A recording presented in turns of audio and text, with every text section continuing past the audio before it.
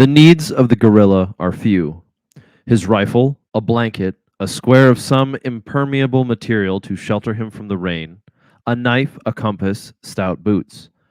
The minimum of ordinary camping equipment. Personal qualifications are greater. Physically, the guerrilla must be strong, with iron legs and sound lungs. Temperamentally, he must be a cheerful stoic and an ascetic. He must like the hard life he leads. But what is indispensable is ideological armor. Above all, the revolutionary activist must stand on solid moral ground if he is to be more than a political bandit. That is an excerpt from page 169, nice, of The War of the Flea by Robert Tabor. We start with that quote today, as well as a challenge in what to title this. But the foundational piece, I guess the consensus within my own mind is to call it how we got to insurgency. It's not so much to look at the history of the past and to say, well, there was the first generation of warfare, and then there was the second generation of warfare, and then there was the third generation of warfare, and now we are naturally being exposed to the fourth or the fifth, depending on which book you're reading and which author you're citing, but rather to ask part of the question of how we got here to begin with. And insurgency is certainly more than just a buzzword in the year 2023, for this is the Redacted Culture Cast, episode 75. But before we get into the nitty gritty and the details, I have an announcement to make. If you're watching on YouTube, you will see on the screen a picture of a shirt that you might be familiar with. We are re-releasing the Subdued line of shirts, which have one look in the daytime and one look at night, as well as a new variation of the classic Redacted shirt. The pre-order on that will be going live early May, and the delivery will be soon after. If that is not enough for you, you can head over to redactedllc.com. We're going to have some more stuff coming out through there, but that is where you can access our store and acquire some of the necessary goods. Remember, we're not responsible for how you use our stickers. Back to the most important subject of the day, though, how we arrived at insurgency. And in order to do that, we start with a bit of a definition. And that builds a problem, because the problem with insurgency is it tries very difficultly to muddy the lines between who is and isn't involved. Everyone can be an activist, but not everyone can be an insurgent. But at any given moment, every activist is an insurgent. Or at least that's the way that it feels.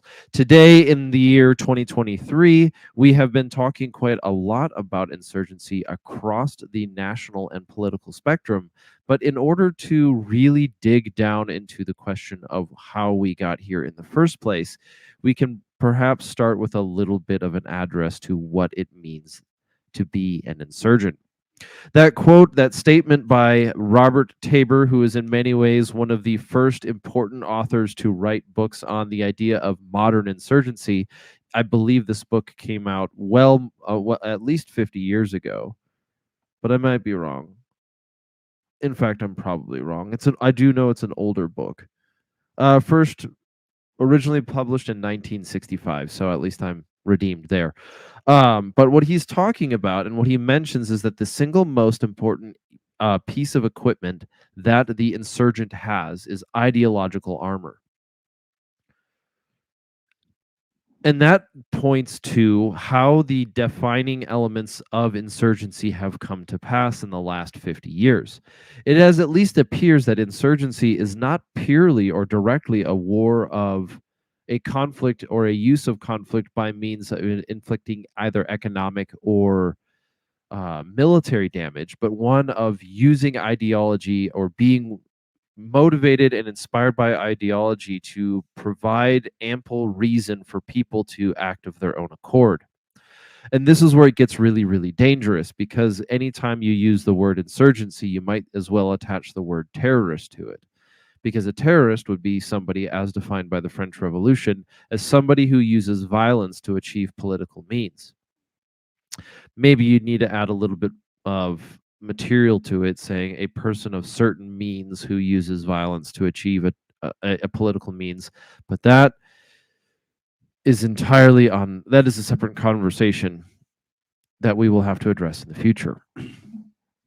So if if the defining factor of an insurgency is that its army, that it seeks to destabilize a government, or maybe if the defining factor of an insurgency is that it's a it is an ideologically fueled attempt to, or it's an ideologically fueled sort of grass-fed or grassroots raised conflict against a government.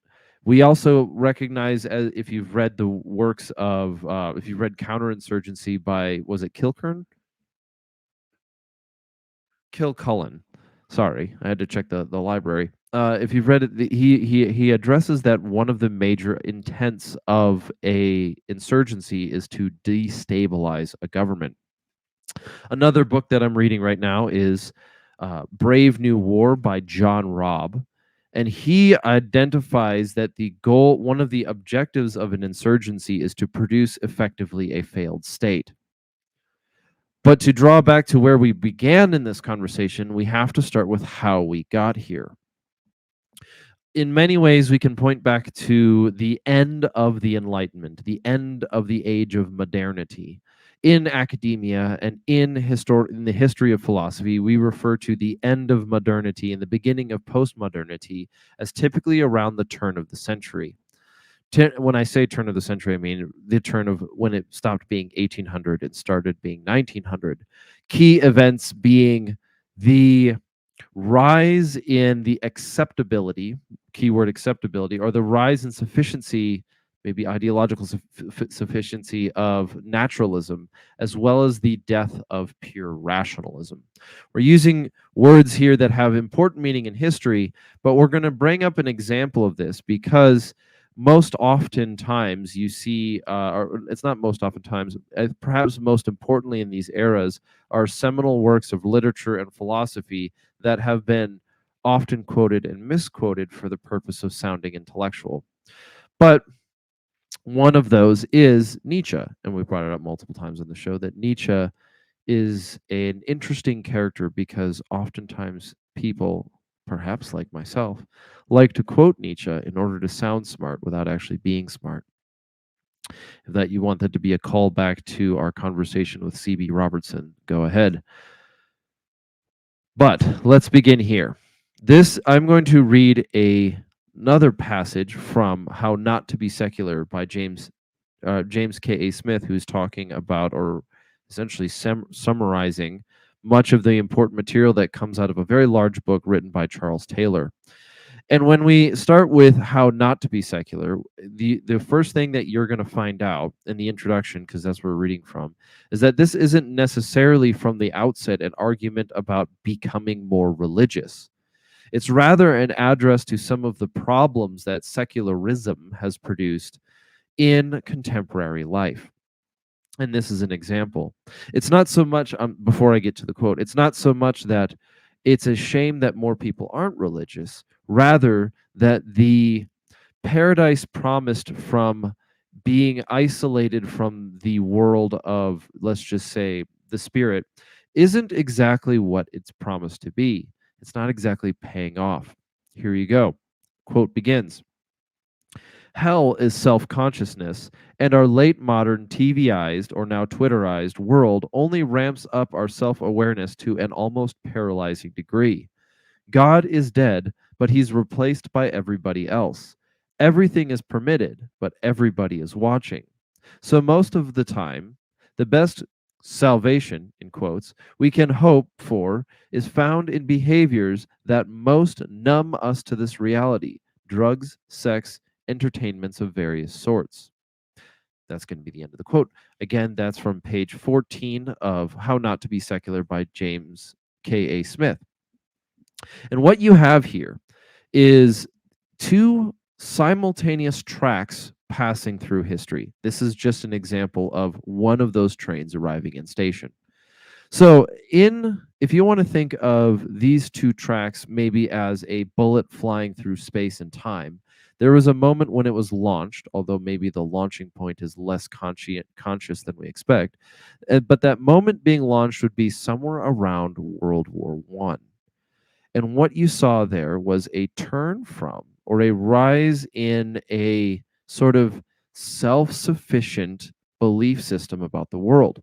That there was no magic and everything was science. That there was not, and I don't mean magic in the mystical sense, I mean, there was nothing that could be explained, or even more importantly, that everything could be explained by or through the natural world. That there was nothing that took place in the human experience that wasn't perfectly explained by the natural world. You didn't have beliefs and thoughts and feelings, those are just chemicals in your brain. We did not come from a creator God, just a cosmic accident. These are perhaps, if you will forgive me as coming from a Christian's perspective, a little bit condescending.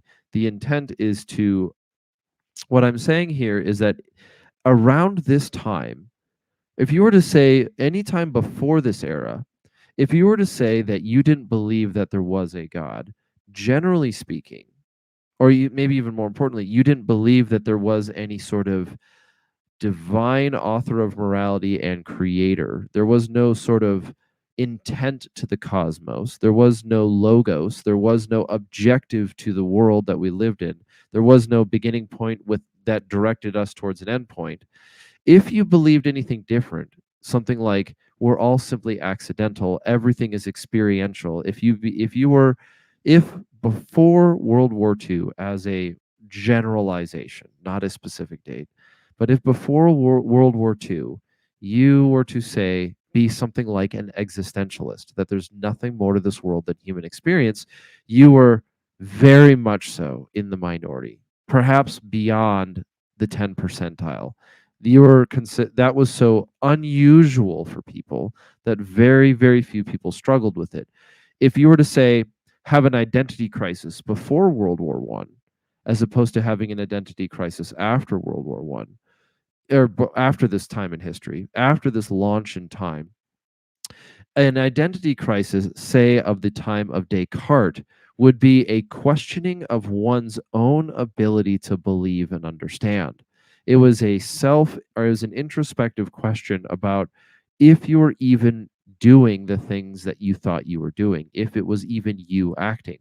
But if you came to an existential crisis after this period of time, again, after the shift from the time of modernity to the Enlightenment into the post Enlightenment or the postmodern world, the new form of an existential crisis or a crisis of identity is what for?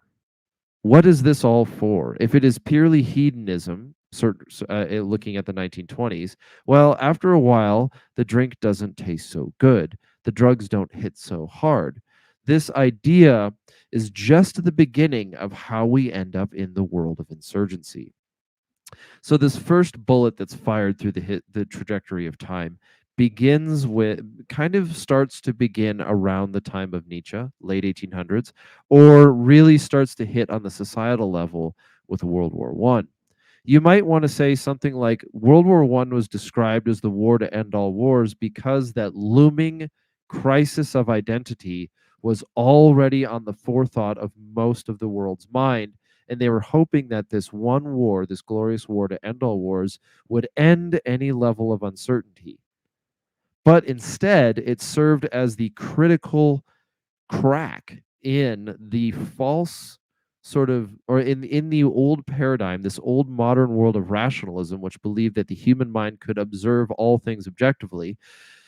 It served as, in fact, World War One served as the perhaps the nail in the coffin or the critical malfunction in that ideological system, which had been sort of the norm for a long time. And as a result, the belief of people, particularly in the West, became more and more individualized. We saw a brief respite from this in the event of World War II, where there was certainly a big bad guy across the ocean who had a funny mustache. And perhaps that event, the event of World War II, was more or less a single beacon of hope despite its existential threat, not crisis, but perhaps the threat of this new Reich was so strong that it gave the world, gave the West, even gave America a brief breath of fresh air and fertile soil to invest in their country and invest in something to fight against. But the Second World War ended with the nuclear bomb.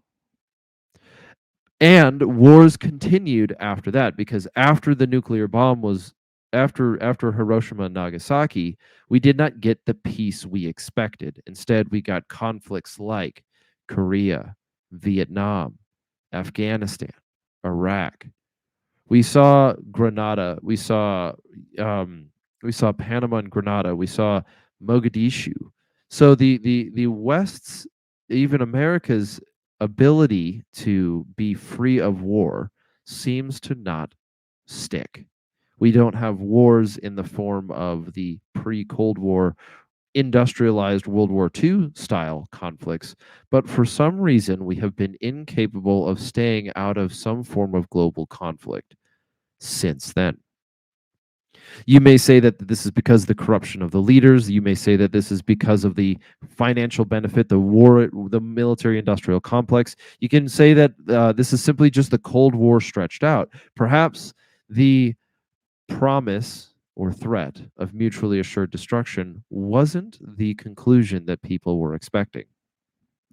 But more importantly, this trajectory that started at the end of the Enlightenment and began in the postmodern world continued to travel through time. The bullet fired in 1911 is still traveling through time after World War II, and it's continuing into the world of, or this brave new war of insurgency. So this bullet, the first one is the ideological one. This one is it so far where we're going to leave it off at, and we'll come back to this. We're going to leave this one off at the end of World War II because we have to look at the technological war, the technology of war. So before World War one of the greatest strategies, well, it's probably not strategies, it'd be the techniques of the day. The CQB of 1907 was the horse charge. Napoleon's greatest asset, one, and what came out of the Napoleonic Wars, it wasn't his greatest asset, by the way, but what came out of the Napoleonic Wars and definitely was recreated in the Civil War, the American Civil War, was the effectiveness of the horse charge. Perhaps some of the spirit of that lived on into the Wild West. Perhaps people refer to as the taming of the West in America. But with the advent or the invention of the machine gun, in addition to chemical warfare, biological warfare, and the industrialization of the production of munitions, suddenly the horse charge was completely and utterly crushed. World War I was the industrialization of war. It wasn't the introduction of total war, but it was the industrialization of it. Suddenly, countries went to war against each other on an industrial scale, so much so that the old strategies, the old techniques, the horse charge was replaced with the trench and the machine gun and mustard gas. And so this not only did the technology come about at the same time ideology was changing, but it completely shattered the old model. Now you had airplanes, we had blimps, and we had inventions, and we had different forms of technology. Perhaps one of the event, if we go back a little bit in time to the earliest window into the industrial effect of war, that some of what the North had, one advantage that the North had over the South was the railroad. wasn't purely the only advantage, but it was an advantage. That was a start to seeing how industry would shape conflicts across the world. But World War One wasn't the war to end all wars. Instead, what we saw is the rise of the industrialization of war, which perhaps came to fruition in World War Two. By this time, we're seeing war on such a grand scale that the world has never seen before. And instead of it being won by whoever could produce the most bombs, much of World War II was won by who could create the most technologically destructive one.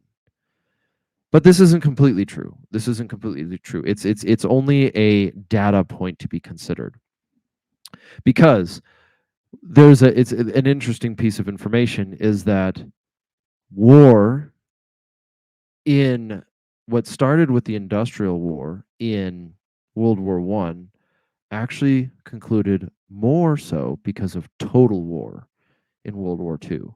The term total war means multiple things and has seen various generations and or various reiterations and reincarnations throughout history. But if you want to think of total war, think of the absolute opposite of an agreed upon gentlemanly war. A total war is where every aspect of your enemy, from from the men were on the front lines to the women in the factories to the things that make those factories function, are all equally acceptable targets. If you want an early example of total war, an earlier and often cited one, think of Sherman's march to the sea. The things that they were destroying along the way, that Sherman and his men were destroying along the way to Atlanta, were not only things that could be used for war, but in the event that the South needed those resources, they no longer had them. They were killing they were killing livestock, they were salting fields, so that even the citizens of this new confederacy couldn't eat. And another example of this, two key examples of this in World War II would start with the bombing of Dresden. The firebombing of Dresden killed so many people that were non-combatants that it made the death count of Hiroshima small. And if I recall right, the atom bomb killed more than a few people, and many of those people were not officially combatants. And so what began with industrial war with World War One came to somewhat of a head in World War Two with the full-on embrace of total war by both the Allies and the Axis. Remember, it was Germany that was willing to attack civilian targets in order to achieve victory, and so did the Axis. Dresden was a German occupied town, if you want to be even a little bit more specific. But this second bullet that's fired through time we started with the ideological one. The second bullet is the cost and magnitude of war, which as it starts to blend into that first trajectory is where we see the rise of insurgency. You see, because an atom bomb or a nuclear bomb works against an empire, it's effective at destroying a centralized or centralizing government. But it's not effective when the thing that you're fighting includes so many little groups that the destruction of one is more likely to create more than cripple your opponent. Insurgency began in the warfront side. What we're seeing is insurgency, which is different than just, let's just say, not subversive. What we see in insurgency that's different than just, let's just say, stealth-based operations or influence campaigns. It really takes some standing in, or really comes to the forefront in Vietnam, although you can see it in other places. Perhaps that is where we see it really coming to bear on the world front, or more importantly, as media is developing, it's more capable of capturing what it looks like. But insurgency is a different type of conflict than, say, special operation, the stealth that's expected in special operations or spies in the Cold War. Rather, insurgency, the primary goal of insurgency is to destabilize the government. If the defining factor of an insurgency is that its primary aim is to destabilize a government, the actions of various groups that might be decentralized, that may not have any hierarchy, but they still have some coalition together, the actions of them are successful when they break the confidence of the population in their own government. And that break in confidence might be in the sense that they break that the people that are, in some ways, the people are both the target and the camouflage. But the goal of an insurgency is to convince a population that their government cannot provide ample food, water, and protection, and, well, housing, let's just call it that one. In the, I have to restart this, sorry. The goal of an insurgency is to convince the population who they're using as camouflage that the government of these people cannot provide safety, security, and the resources necessary to justify the existence of that government. Or in other words, they want to turn the population against the government, because by means of convincing them through actions, through sabotage and destruction, that government either A, doesn't have their best interest in mind, or B, is ripe for, or is incapable of doing it. Remember, we come back to the beginning here. Insurgency is a combination of war and ideology. These are those two bullets that have traveled through, we've tracked through time. In the beginning, the war part, we said when we were reading Robert Tabor in The War of the Flea, that the most important thing that the insurgent has is ideological armor. He is convinced fully and forthrightly in the righteousness of his goal. And how insurgency and how this form of conflict has come to pass and be capable is that the crisis of postmodernism and perhaps even multiculturalism has produced a fertile ground. Because remember, because if you listen to some of the episode we did with Pageosity here, the part of what happens when you embrace multiculturalism, and we're not talking about the proposed multiculturalism of the founding fathers, but more importantly, this skin suit version of it that cheapens everything but draws it as equal. Instead of having multiple colors and cultures living together, you have this monoculture of bland grayness. You have the surveillance state. You have the lie of multiculturalism.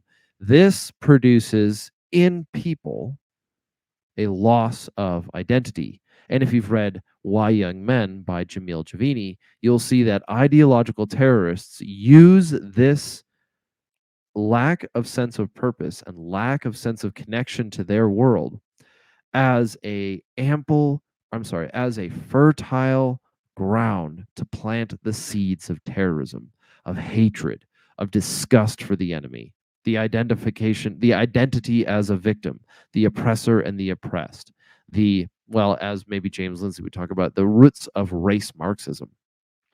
So insurgency preys on the modern or postmodern individuals' lack of connection to their community or their world, and it gives them something to live for. And that something to live for, oftentimes in most recent, and not even most recent history, and now becoming distant history, is the form of the suicide vest. When the West went to war in Afghanistan, many young men, myself included, were at some point in time puzzled why somebody would strap a bomb to their chest and blow themselves up, oftentimes at the cost of the lives of women and children. And at the beginning of it, we were given ideas, and we oftentimes, as many people do, take the short run and say they're paid to do it, they're motivated to do it by their quote unquote 52 virgins or 62 virgins or whatever it is, or they're motivated by a sense of providing for their family. But I think many of these are wrong, Because if you ask somebody what they're going to live for and you say virgins in some future world, I doubt you're going to be overcome with converts. I doubt you're going to have a lot of converts to pick from. But rather, if you give them a mission worth living for, something even more important, something worth dying for, perhaps they'll be willing to accept that death early because it's a fulfillment of that sense of purpose. There may be other questions about it, but this is one critical failure that I think the West has made when it looked, or at least America has made, when it looked at the things that motivated people in the Middle East, or even in Afghanistan or Iraq, to use the method of suicide bombers as a strategy to fight off what they referred to, what they thought of as the occupying force. Rather, it gave them something it gave these young men something even greater than something to live for, but rather something to die for. An insane sense, not insane, an intense sense of purpose that resolved that sense of emptiness that comes with the modern world. Well, with modernity, or maybe even the encroachment of the West. And it isn't right to just blame this entirely on, say, America, but we are Americans, many of us listening. That and so it is in some sense our responsibility to handle it in in our own lives at least. But even more importantly, the this this example, this loss of sense of self, loss of sense of commitment or purpose or community is oftentimes what drives people to suicide. I'm not speaking authoritatively on this one. I'm just speaking anecdotally from data points that I've seen. But the sense, in that sense, I think we're touching, we're walking on, what should not be considered hallowed ground, but we're talking about a sensitive subject here. And so, in order to do that, I need to pull back a little bit and go back to how we came to insurgency. As national war became so destructive through things like nuclear bombs that they were unfeasible without mutually assured destruction, the only form of conflict that was left was smaller regional conflicts. Grandiose major nation state versus nation state warfare feels impossible in the 21st century because of the access and capabilities, the scale of nuclear war. This created perhaps a ceiling by which that type of conflict could be perceived at.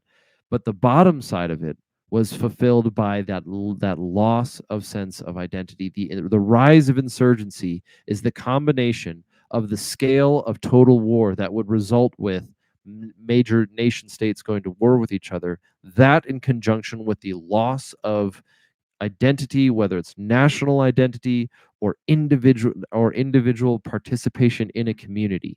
Two things come together at the same time. From the bottom, since the atomized population of a country has nothing to be a part of, maybe because they've abandoned it, or maybe because elements of that have been taken away, most likely both. Because now you have a sea of people looking for something to commit their life to, but you have no great conflict that can answer that question in a very, very physical and immediate sense. You don't have that grand World War II threat across the ocean. I guess this is specifically talking to Americans. So these two things, the scale and capability of war in conjunction with its in the fact that we can't really get away from total war anymore because the people who work at the factory may not be intentionally part of the war machine, but that war machine is going to war against somebody, and so therefore they're considered ample targets. The scope, scale, and devastation of the technology of war and total war in conjunction with the lack of sense of identity, the postmodern problem on the ground level, is how we got to insurgency. So the question is, what next? What do we do about it? Because insurgency itself is both a description and the problem. It tends to be both the cause, not the cause, both a wound in itself and the symptoms of that wound. And let's diagnose a little bit in our current era.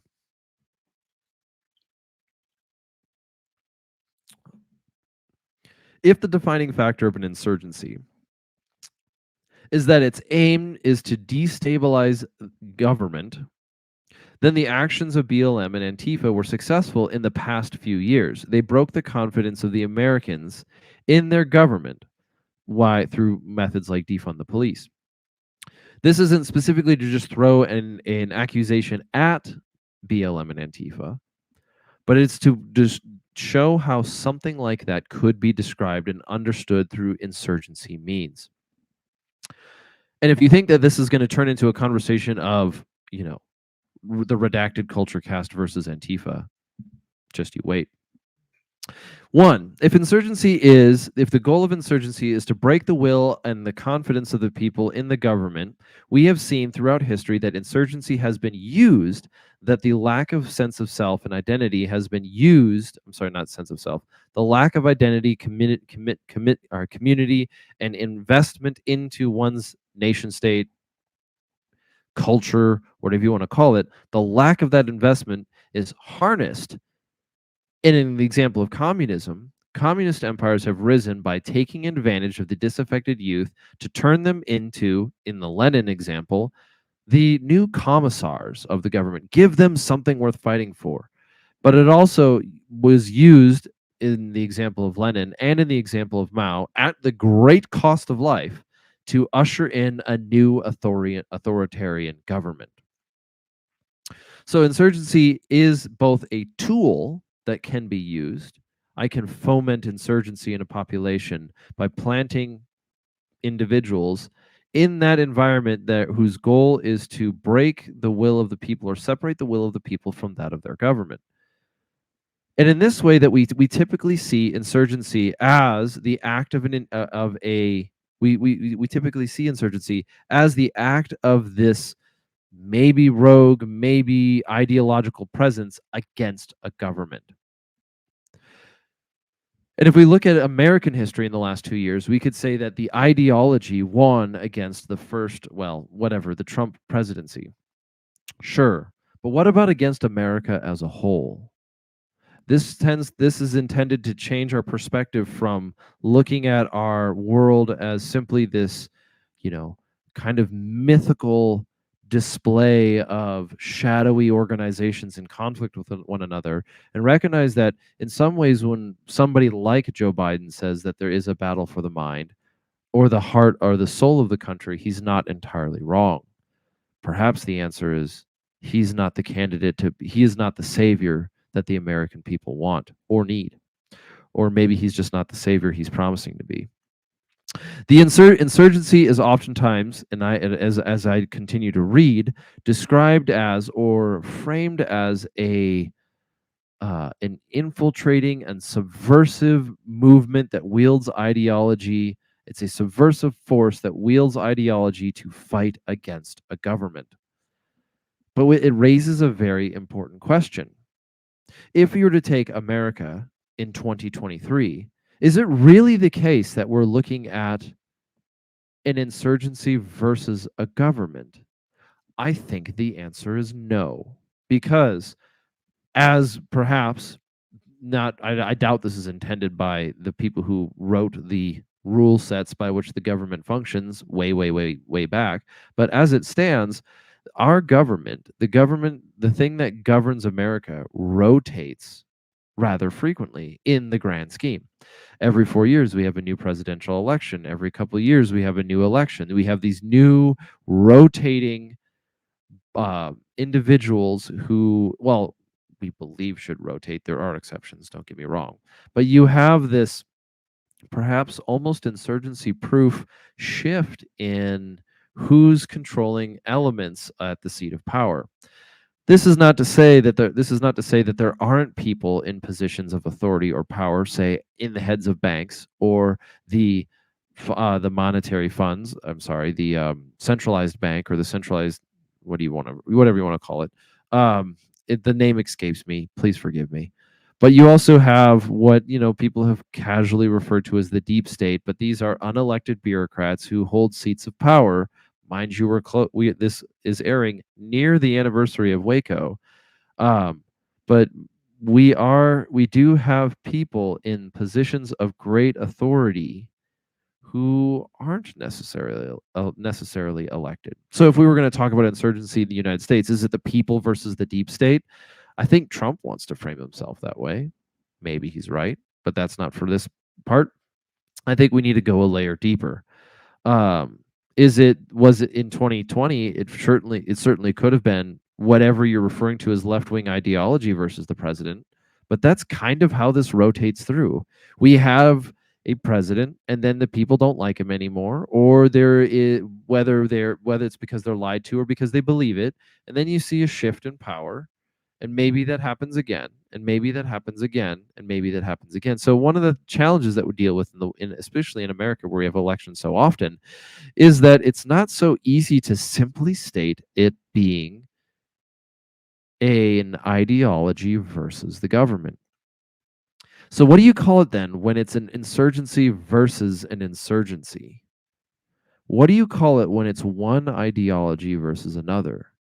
What do you call it when those ideologies begin to metastasize around clearly defined worldviews and perspectives? And when those two metastasized ideologies exist within a country, and they exist within a single nation state under a single government, but they are becoming more and more incompatible, you would call that a civil war. Perhaps listeners of Tim Pool are punching the air and saying, "Ah, he got it. He finally described it." I hope that's not where we end today, but go reach out, let him know. Insurgency versus an insurgency is what I believe you would call the modern form of a civil war, because insurgencies are not so much driven by the mechanism of the state, but rather driven by the ideology which armors the individual in commitment to their cause. When the shooter decided to go commit violence against the Nashville Christian school and church, I don't believe that they were following what they believe were government sanctioned actions. And if it wasn't for the response, I don't think Americans would have attributed actually most Americans, if not all, basically all. I guess you can't really make that assessment. But if it wasn't for the response that was given by these similar ideologues, I don't think most Americans would have seen that as an indicative action or an action indicative of the group as a whole. It was not the Christians who were the victims in this case who came out and said that now we are going to be that it was not them who came out and said that the actions of the shooter were representative of all people who identify as LGBTQ or whatever. Rather, that statement was assumed on them, was forced upon them by people defending not necessarily the actions of the shooter, um, although those people did exist. Rather, it was defending sort of the ideology and movement that that shooter could have represented. So you have a pretty stark line in the sand being drawn here. On the one hand, you have Americans who might be Christian, but at least believe in the right to bear arms. And then on the other hand, you have this ideology that is committed to, well, at the forefront at the time of speaking, a lot of it is kind of pressured by the trans thing, but at least that's my perspective. But you have this very, very stark divide between what the education system should be allowed to do, whether or not teachers should be able to red flag law or use red flag laws against parents who are not supportive uh, of the ideology's effect on their children. If a parent does not agree with the what is referred to casually as gender affirming care, there is argument in some states and coming from the White House itself, you can read the briefing, that a teacher should be able to speak to a child behind closed doors without notifying the parents and begin them down the path of administrating drugs, including perhaps life altering hormone blockers. And then if the parents find out about it, the teacher should have the ability to use the force of the state through the form of red flag laws to disarm the parents. It does not take a lot of digging to come to this conclusion. It does not take any inference it does not require any inference. It is written, it is stated by the White House's document. So now you have two ideologies. You have two belief systems. Because what is an ideology? Is it really just something so simple as some false belief or cult like activity? Not entirely true. An ideology is something that lies between, I think an ideology would be something that lies between rote mystical Gnosticism and some sort of religious structure. So if we're going to talk about insurgencies in the United States, insurgencies also look a lot like decentralized networks. And part of the reason why they're decentralized is because there isn't any single hierarchy, but what ties them together is a similar belief or belief in some outcome. We saw this in Iraq as written by Rob in Brave New War, that many of the different groups that were fighting against who they referred to as the occupying force, which would have been the coalition or the Americans, many of them agreed to fight because of combinations of ideological gains or a belief in the end outcome, sort of a utilitarian approach. And you see this in the United States as well. We have insurgencies in conflict with other insurgencies. But that conflict is certainly not a hot civil war. I mean, the conflict that we're looking at right now does have events where people commit violence against each other. There are examples of, I think the Summer of Love is the most perfect example.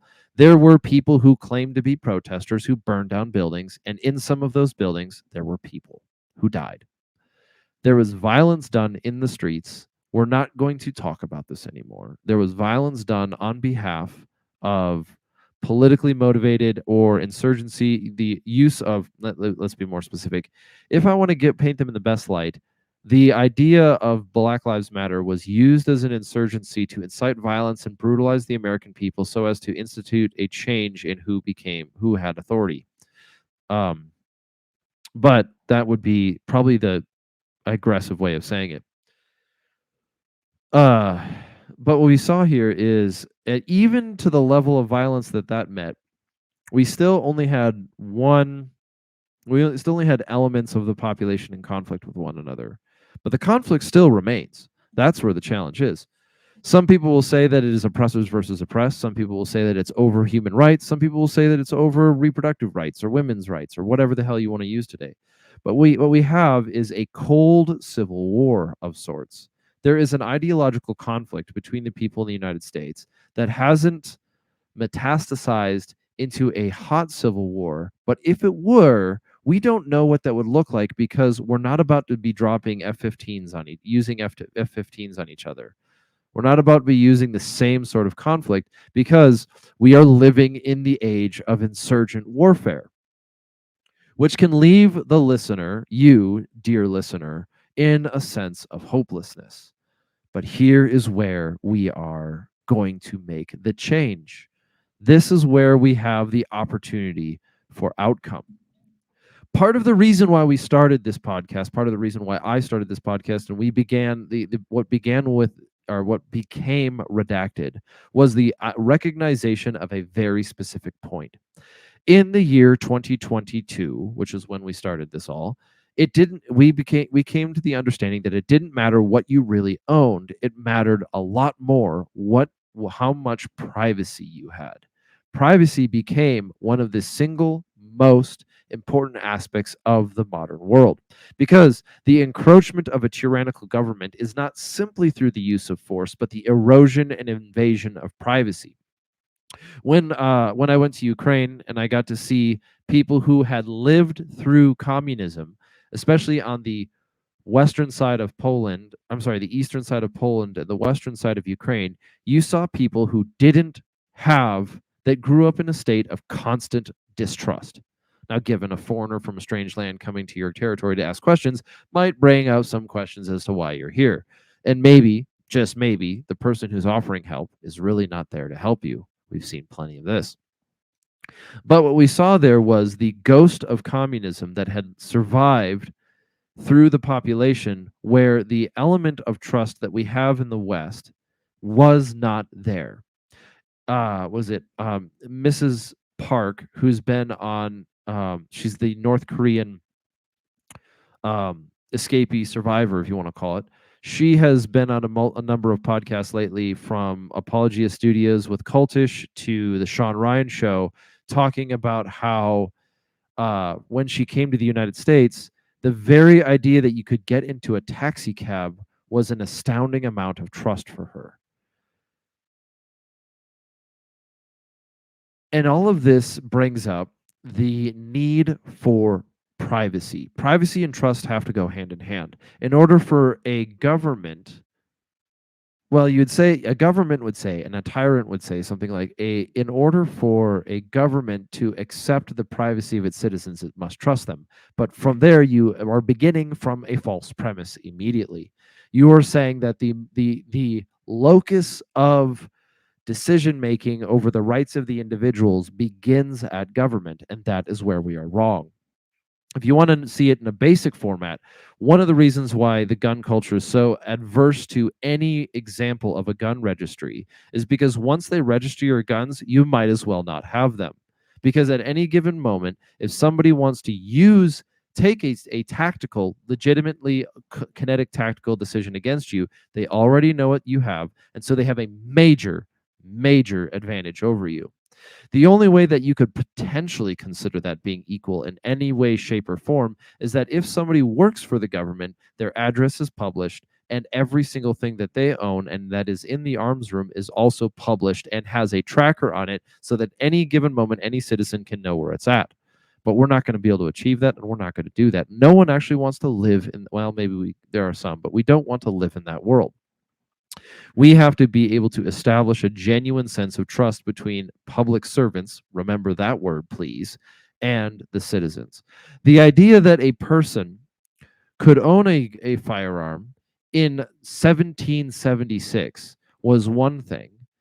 The idea that they didn't have to submit it to the authorities for permission is one thing. And what that looks like in the 21st century is that privacy is protected. The privacy of the individual is protected. That is this idea of privacy and property. We as the United States, if we're going to live in a country that is directed by the rights granted by our existence as human beings, we require that the government subject itself to some limitation of its surveillance so that we may live in some form of relative privacy. This, though, lives in tension with the technological capability of mass destruction that is afforded to the individual through the advancement of equipment, technology, and so forth. But we have reached it. But we know that the line, whatever that line is at least north or well beyond the possession of an individual firearm. No matter how Jason Bourne, Navy SEAL, James Bond, Delta Force, Army Ranger you are, no one man can be so tactical that he could take out the government, or he could be completely overpowering to anybody in his world. I'm sorry, to the community, because, like we've read and seen in various examples, as a key point of data, if you have one dangerous man, if you have one dangerous man, it is not impossible. In fact, it is likely for two dangerous men to defeat him or another dangerous man. We are kept in check by our own ability and respect for one another. But if you disarm the population, then what you're going to result in, what it's going to produce is a rise in disrespect, the devaluation of human life. Disarming a population is effectively making them slaves, considering them less than human beings. Footnote.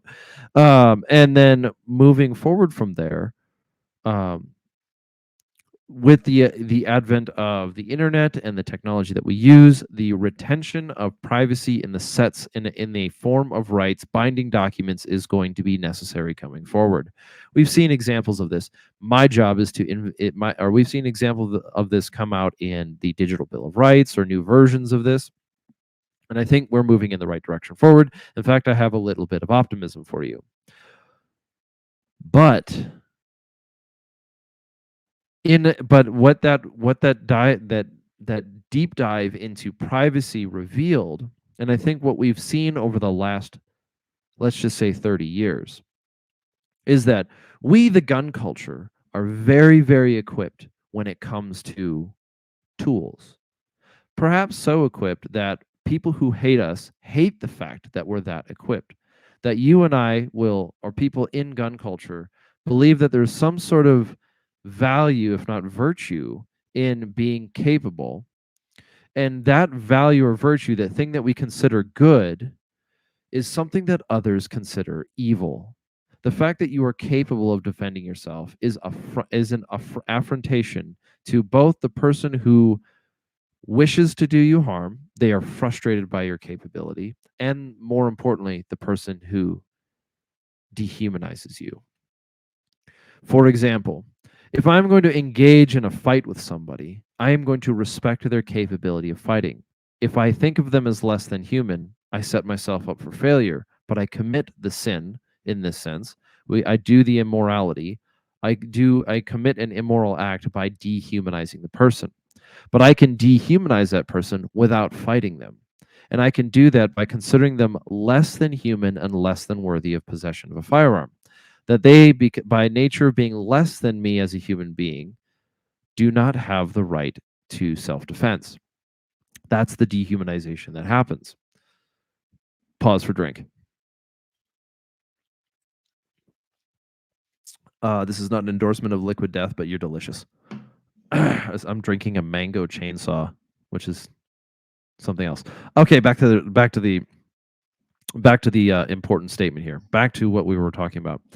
So it was identified, and when by looking out into America and what we would call gun culture, that people had all of the physical arms. We were certainly well equipped when it came to physical arms.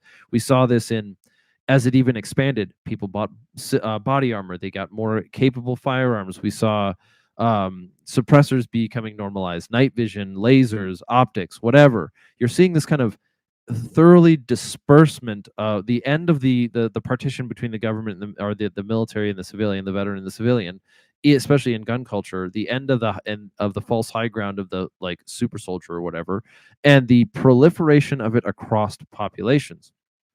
You saw that, but that still left a glaring weakness, and that was Americans, especially Americans, had the physical means by which to defend themselves, but they were still, it's not that we're lacking, but there was no one providing the intellectual ones, the how, the why we're doing what we're doing. We sort of talked around about it. I think John Lovell did a good job, but that was where the gap was missing. That is where the need that the need that we want to serve most.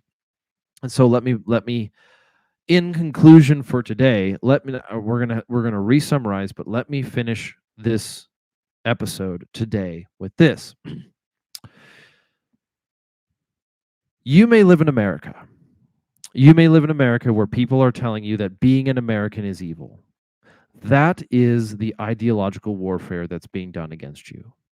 The tools that you have, if the goal of that movement is to function like an insurgency, to break your will, your commitment to the country, or to whatever you think the future is for this nation, which is more than just the government that exists at this current time. If you think that the purpose of the insurgency, if you are with me in this one and saying that the goal of insurgency is to break your will and the commitment to the future of this world, then the weapon that's being wielded against you is not simply the accusation, but it is intending to break your will. The proper response, in some cases, might be to respond, but in all cases, the proper thing to recognize is that they're trying to break your will. Our job, our role as citizens in this country is to be the best that we can be. Now, that sounds a little Army 1997. I think that was when that ad was running, but maybe it was, no, it was probably 2005, whatever. But the objective, the point that I'm saying is that you do not need someone's permission to be an American citizen. If you are born in this country, if you've been naturalized, it's not that you don't need some form of permission if you're going to immigrate here, but you do not need that permission to be re-granted day after day after day. That is it's not your birthright, but that is your charge. It is not the government's responsibility. Well, even if it was, the government is incapable of defending your community. You go forth and do that yourself. This can be concluded and illuminated in the events following the Nashville shooting. If you are attending a church, do not expect the police or the government or somebody else to defend your flock. If you exist within the church and you are committed to your community in that way, do not look outside your community for somebody to hold its values and defend that community. That is your charge. You are justified in pursuing the safety of your, not even the safety, but the security of your environment. Do not be mistaken and think that that justification for security grants you some preemptive a right for preemptive strikes. That is an entirely different question. But what I am saying thus far in this statement is you are justified in pursuing the security of your family. Go and do it to the best of your abilities and seek out other people to become part of that objective. The goal, the pursuit of community and the security and the participation in that community is both the way to win the ideological war and the way to make you to at the both it is I'm sorry, it is the way to win the ideological war on both fronts. Being part of a community will not solve all of these existential crises, but it will provide one element of investment. What that requires of you is to say, here I am, send me. And that might look like going and talking to your friend, introducing them to something, having a conversation, going, looking at the list of people that you know and saying, these 10 people I want to build a deeper relationship with, or these 5 people, invite them into your home, cook them dinner, do things with these people. Spend time more than just at the range, because the range is good. You're going to go practice skill sets together. Have the courage to reach out. It has come up a number of times in recent conversations, I can't remember all of them anymore, where there's this need and desire for tribe.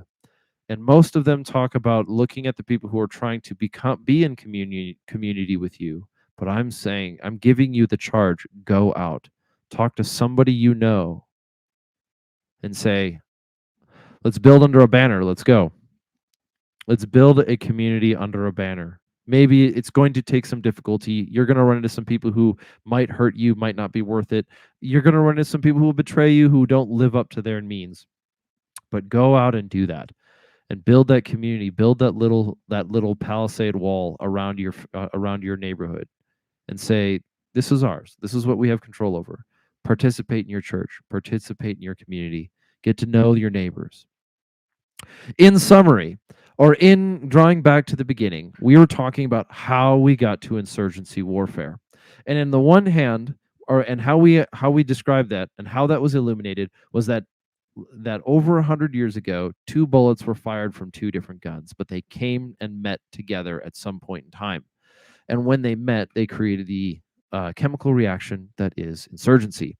Those 2 projectiles were on the social level, on the society level, the rise of the postmodern problem, or postmodernism, which, in this sort of example of multiculturalism, flattened the world at the cost of anything flavorful. It said that we're all the same, that all roads lead to Rome, so it doesn't matter what you believe in. But the problem that it didn't solve is that people need something to believe in. And if it doesn't matter what you believe in, if only you have to do is believe in yourself, well, that's not a very, very long lasting form of nutrition. If you can believe anything, if all roads to lead to Rome, if nothing matters, if what you believe in has no significance other than some element or feeling of personal significance, then functionally it's a fashion statement. And that led to the continuation and exacerbation of the existential crisis described in postmodernism. That was the first bullet fired. The second one that rose above it, perhaps on the national level, or maybe rode beside it, was the advancement of technology, specifically the technology used in war. And what it created was the cost of war was so great that it couldn't be accomplished at the nation state without perhaps the end of the world, which led to the rise of smaller and smaller conflicts, specifically through the Cold War.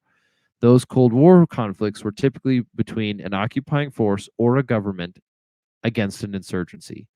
An occupying force like the United States or a government was in conflict with an insurgency. And that insurgency's goal was, or that insurgency was defined by, or most importantly stated as, their most valuable tool was their ideological commitment, their commitment to the cause. And that cause, the result of that cause, the goal of that cause was to destabilize the government or the occupying force and be able to implement a new one, as we saw in the form of communism or some form of authoritarian government. Usually that was great and murderous, followed forth. But then we ran into the problem of today. So we had these two bullets that traveled through time, met and became insurgency. And then we asked about the question of what does insurgency look like in the modern world?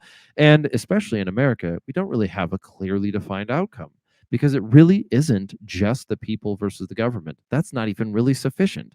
It's just kind of a rotating cycle. Rather, we brought up the idea of insurgency versus insurgency, which would be a civil war. Except for due to technology, it's a cold civil war because we're not about to go into the streets and do the same thing. And as a result, we have come to this conclusion, which for now and for the future going forward, is do not ask for permission to do what you think is right. Invest in your community, get to know people, stop asking for permission to build the community that you need. Sometimes that might be someone knocking on your door, sometimes that's you knocking on somebody else's. So, in conclusion, this has been the 75th episode of the Redacted Culture Cast, and we will talk to you soon. If you want to support the show, you can always head over to redactedllc.com and look at the shop that we have there. And if you're interested in the original, or if you're interested in some of the shirts that we've held in the past, specifically the classic ones, for those watching on YouTube, let's bring it back up here. These will be coming back. They are black printed on black, and then there will be a new variation coming out at the same time for pre-order early May. But they are black printed on black.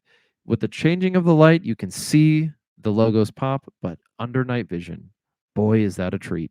So this is the Redacted Culture signing off. Talk to you soon.